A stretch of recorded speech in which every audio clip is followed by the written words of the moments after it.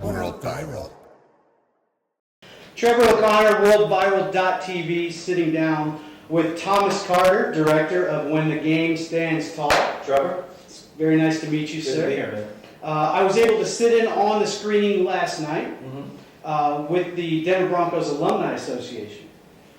Have you done screenings with teams? No, I should have, my biggest thing on this press tour is that I got a football autographed by these alumni from the Denver Broncos, and it was a great, great gift. I got there early, so I was watching them pass the ball around, and I was hoping it was a drawing. No, I get to keep this one. No, So that was right. all you.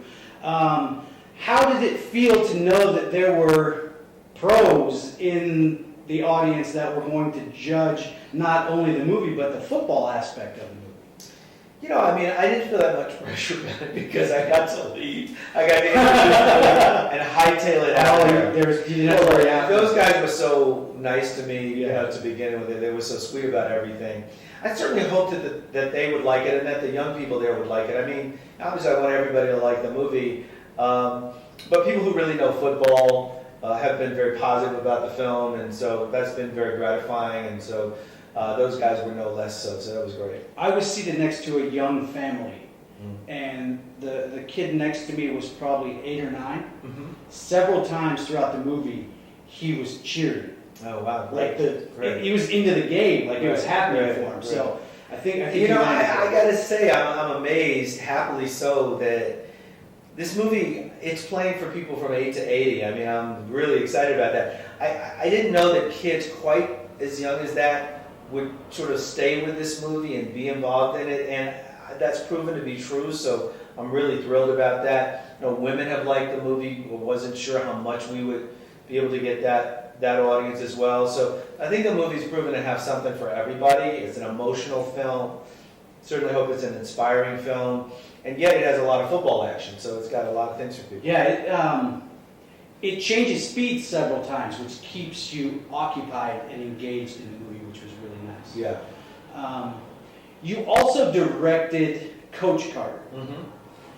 This is 2 movies that are based on an actual figure, an actual story that happened. Yeah. How have you made such a great transition from a nonfiction director to actually capturing the story of a true event and landing it? Yeah, I don't know. It is a transition in a way, but at the end of the day, you're always in service of story. And so, one, you want to pick a good story, whether it's fiction or nonfiction.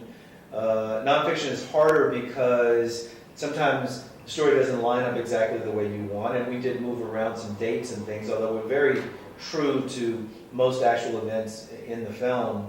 And also, if you're doing a movie about a person that you know, whether you've met them or you knew them before, you know them now, you feel a different responsibility to service them with the honor and respect that you probably think they deserve. And certainly in the cases of Coach Carter and Bob Lattiser, I really felt that. And my biggest fear was that Bob Lattiser might see the movie and not approve of it. But he has been very gracious, and that could be the worst feeling. Yeah. I made this movie about your accomplishments.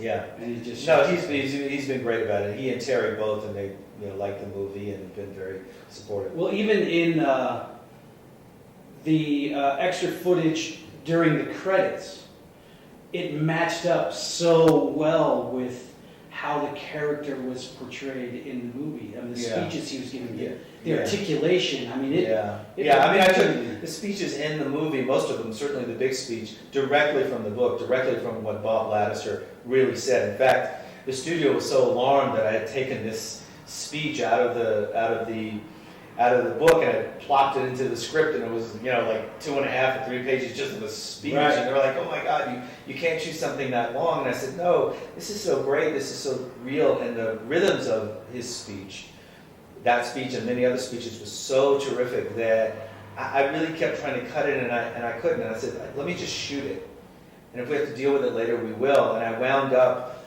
under much protest, having to sort of intercut it because I had to keep it in the movie. Yeah. And I think it's just a great speech at the center of the movie. But you're right. when Bob speaks to the kids, you can see how riveting he is, how much attention he garners from those kids. Because what he's saying is something really rich and deep, and what he's talking about is not football plays, and it's not rah-rah. It's about what's in you, what you're going to bring out onto that field, how you're going to commit yourself and dedicate yourself to your teammates and your team. And those are things that become very personal, I think, for each player. He's amazing at it. And how's it? The big portion of it that landed on me during the movie was how he was inspiring them to become men. Exactly. Football was so secondary to it all, but so important to those kids. Exactly. Yeah. When you see it all click, yeah, well, the reason that they're champions so frequently is that there is this marriage between the X's and O's of football, which Bob and Terry are really good at. But underneath that is this foundation of just emotional strength, emotional clarity, emotional fearlessness. And they want the kids to just share with each other how they're feeling. They want them to they want to bring them closer. They want to make them a team. They want them to bond. And they do it in non-traditional ways. They're not interested in being tough guys or having the players think they're tough guys. What's really tough is to share and to trust with your brother. And to be accountable. Yeah.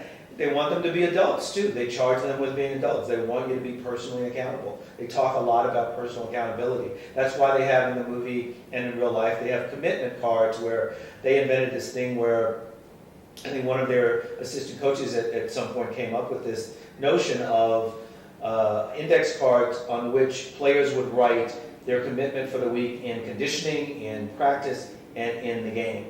And I would give you my card, and you give yours to me or to some other player you chose, and you'd hold me accountable for what I committed to. In the team meeting, we'd stand up and say, okay, well, you stand up and say, I have Thomas's commitment card. He committed to this number of push-ups. He committed to this level of practice. He hit this commitment. He didn't hit this commitment. And there's no punishment for it. You're just accountable in an honorable way for what you committed to. Which is a worse punishment than push-ups. Yeah, absolutely. To look at your teammates and feel like you let them down. Yeah, so it's on you. Bob charges the kids, and he says, maybe, I don't remember if this is in that piece at the end of the movie, but I know he says in one of his speeches, look, I'm not going to fire you up. I'm not here to fire you up. I'm not going to make some big speech. You have to find what's in you, whatever that is in you, that's going to get you charged up, that's going to make you bring your best, bring your A game. That's what you have to find. So he really makes them responsible personally on so many levels. And the point of that is not to go out and win a football game. That's great. They love winning. But it's to take those principles into their personal lives, into their relationships with their friends, with their family, and their community, and become that kind of person. Yeah. And maybe that is what I think is going to carry this movie through those high school age football players across the country. Is they're going to start looking at each other maybe a little differently. Well, I hope so. I mean, I do hope and think that the movie on some level will affect a lot of coaches, a lot of teams. I hope a lot of coaches and teams go see the movie, go see it together, because I think there's something in it for everybody. I mean, the kids will enjoy the football. I think they'd be thrilled to watch it. But kids are essentially honest. They're struggling to find answers, and I think this movie is honest about that. And I think there are some ideas and philosophical notions in this movie that will be appealing to young people and appealing to adults. I mean, this is not just a story for the kids in the movie. It's a story for the parents, for the coaches, for teachers, for people who are just interested in friendship and relationships. It's for everybody. Yeah, exactly. How difficult was it to transition the actors to portray the players? Because, I mean, everybody across the country knows these players. That run and that, I mean... Yeah, I mean, especially in California. Yeah. You could have stepped in a bee's nest there. Well, look, certain players and people are very real. Bob Lattiser is a real character. Terry Edson, his assistant coach, is real. Bev Lattiser, the wife, and Danny Lattiser, the son. Terrence Kelly plays one of our players. Cam Colvin who's one of our characters. Those characters are all real people. So yeah, we felt a real responsibility to honor them and to be truthful and honest and respectful of their lives and their experiences. But the interesting thing though about De La Salle is they have a number of players who've gone on to the pros, but they don't have like a whole bevy of players that have gone good. Because mostly their players are smaller than their opponents.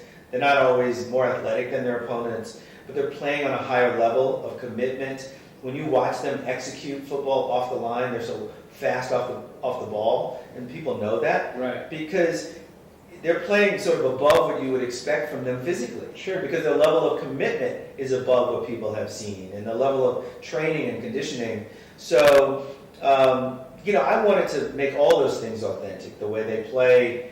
Which is amazing in a team sport. Yeah. You can watch an individual sport where one guy on occasion plays vastly above his ability. Yeah. But on a constant level, to have an entire team playing that far above their station. It's amazing that you could see that, and that's how strong the program is, and even more amazing that you could see it year after year after year when he's getting new players and more new players and more new players, and it's all changing. So to keep that level of consistency, that's why to be undefeated for 151 games, it's unfathomable. I mean, I would stop in the middle of shooting sometimes and just try to think about it, or I'd be watching a playoff game of some favorite pro team of mine and going, they almost had that game, but this little thing happened and they just lost it. How could you not have that little thing happen, or that whatever where you would just lose, even if you were better than the other team? They were playing at such a high level that that's what they achieved, an amazing achievement. Yeah, it's probably a record that will not be touched. Records are made to be broken, but they didn't do it for the record. Right. And in some way, I think Bob was relieved when the record was gone, or the record was achieved and they moved on to another thing, because they were getting so much attention. Because he never wanted it to be about the record, and Bob is fond of saying that winning is just a result of the other things that we do. Yeah. And you showed that really well at the end of the movie when the sophomores were coming up. Yeah. And they're talking about it. Yeah. Well, we try to do that because every team, every class is a new challenge. Sure. The kids don't come into the program knowing and understanding all these principles. They have to be taught them. They know the streak. They know, hey, I'm going to play on a great team, and man, they win games, and something's good over there. But they don't know exactly what it is. They've never been inside of it. So they have to be brought along, and they have to be taught. Yeah. Mr. Carter, thank you so much for sitting down with me. I know you have a very busy schedule, and I appreciate you taking the time out of your day to hang out with us. I highly recommend the movie. When the Game Stands Tall, go see it in theaters. Don't wait for it to come out on video. See it on the big screen, because that's where it's really impactful. We open August 22nd, so hopefully everybody can get out and see the movie. I'm taking the family. So all right, great. Yeah, go with a friend. I appreciate it again. Thank you very much, and we'll see you soon. Okay.